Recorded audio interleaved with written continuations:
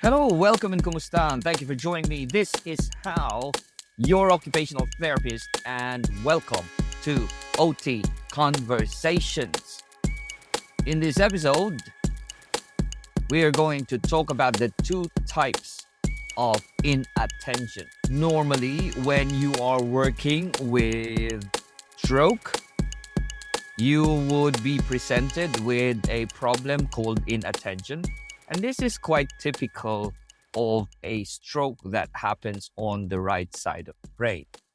Inattention is a person's inability to attend onto one side of the body.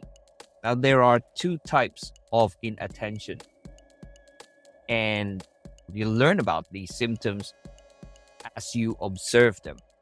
The two types of inattention would be the sensory inattention, and then the other one would be the motor inattention. So what would be the difference?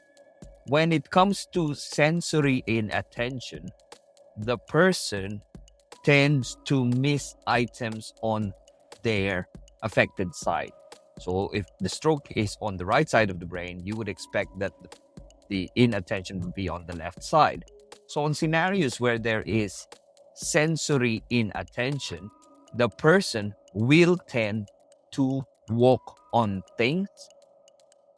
And if they walk through doors, they might hit items on the left side. So if you check their visual field, it may be normal, but when they're walking on something, it seems like there is a lack of calibration in the body. So if they're walking and will be going through doors, they, rather than walking at the central part of the door, they would be walking a little bit further towards the left, which would make them hit items on the left side. Equally, if they are walking on corridors, they might be veering off towards the left side, on which case they could be sliding on or hitting the wall. So this is the sensory inattention. Items on the affected side will be missed, and the person will miss these items. They could be banging on items on the left side. That is a very simple sensory inattention. A motor inattention, on the other hand, is when a person fails to initiate items on the affected side. An example would be, again, with a stroke. When somebody is sitting down, you would notice if they have to do something that involves two hands and bilateral activities, then if the left side is the affected side, they would just initiate activities on the right side. So if they're dressing, they would just lift with the right side. There seems to be a lack of motor initiation on the left side. Although if you remind them to do it, they can move their left side. They're not initiating movement on their left side.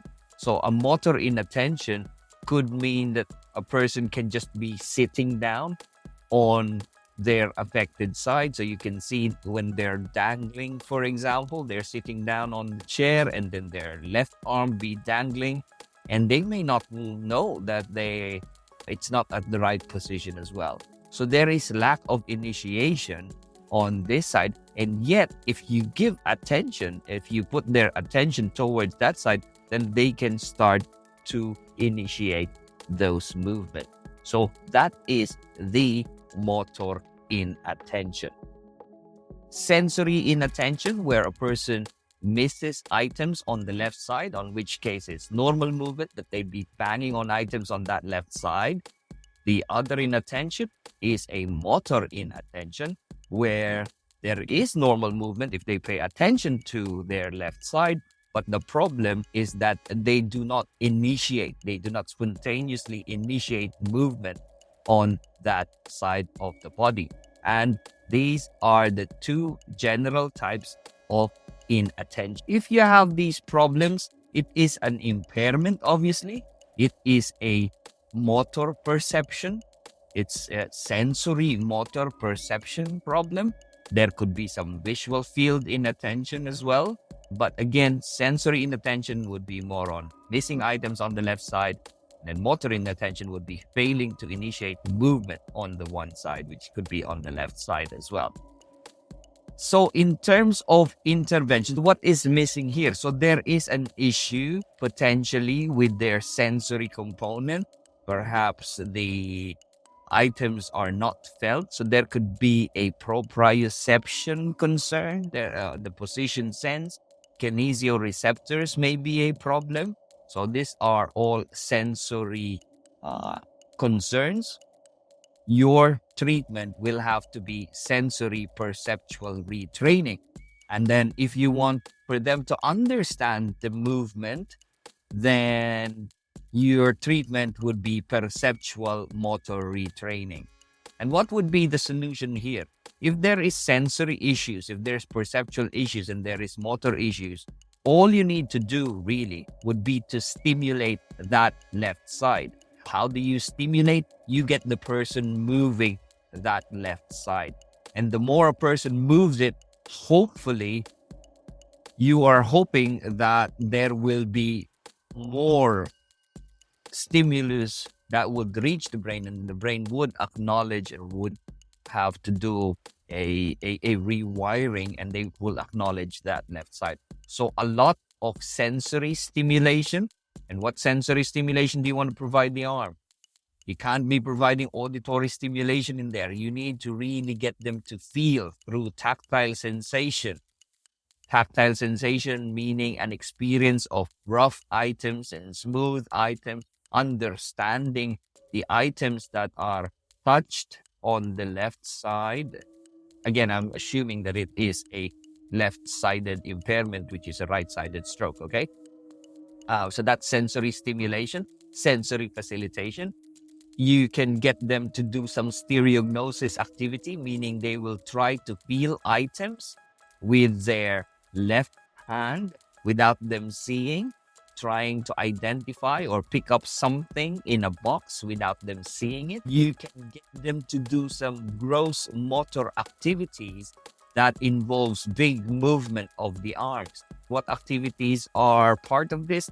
You can get them to be throwing balls, catching balls. You can get them to be moving items, moving dowels, moving pegs. These are all of the enabling activities that you can do. And you can get them to be moving varied weighted items using the left hand and moving it from one place to another, stacking them. If you use therabands, you can use those therabands. You're not strengthening the person, but what you want them to do is you want to stimulate those proprioceptors. So you can see therabands, they can be used as a strengthening activity. Yet when it comes to problems like this, the proprioceptors are being stimulated. So you have sensory perceptual retraining. So you can do that. Many items that are available. The idea is for the person to start using them. If the person is in bed, you can get them to, say, put weight or lean weight or roll on the affected side so that their entire body would feel or would stimulate that left side. So if that would be, they'd be putting weight on it. So weight bearing on that left side, pushing and pulling and tugging. That would be a thing that you can do on the left side. What other things? If you're in the kitchen, for example, and you're just doing some enabling activities, you can get them to hold onto a pitcher of water and get them to pour or put water in it. So as you see, as a person is filling up the jug of water, as it gets filled up with water, it gets heavier and heavier. So the person will have some sensory stimulation on that side. Another thing is if you have a basin of water, you can get them to use their left hand to scoop water off the basin of water and tip those water over onto the sink. That's one thing that you can do. Another thing that you can do, if you're in the kitchen, for example, you can get them to sort out all the cutlery, all the spoon go together, all the knife go together. Give them instruction where a person needs to pick up a spoon on the right side and the fork on the left side, and put them on the table facing you or facing the other way around. So it's all of those things that you can do. What about origami? Yes, you can do those things. What about napkin folding? What about bed sheet folding? These are some of the activities that you can do when you have some concerns involving sensory and motor inattention. There you go, guys. I hope you enjoyed this very short talk, and I hope you learned a little something. If you did enjoy it and learn something, do us a favor, subscribe, share, so that a lot of people would benefit from this type of conversation. Okay, there you go. Just remember, anything you do matters and has an outcome. Until next time, bye. If you enjoyed this podcast, talk to your friends and colleagues about it. Like it, subscribe, share, and do what you can to appease whatever algorithm that is at play. Just remember, guys, anything you do matters and has an outcome. Until next time, bye.